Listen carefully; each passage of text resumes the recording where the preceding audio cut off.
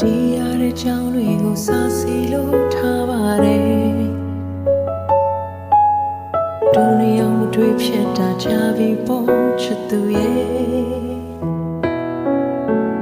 ရုပ်တရားသတရားလာရင်ဒီရင်ပတ်ချီခွဲပါတယ်ဖွင့်မပြောတော့ဘူးငိုလိုက်တာကောင်းမေ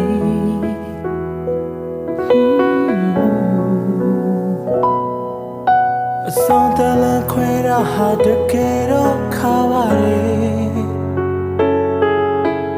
နှုတ်ဆက်တဲ့ချမ်းသာတဲ့ကံကိုပဲပြည့်တယ်မေမေမိုလို့ထားနေမဆိုပါနဲ့ချစ်သူရဲ့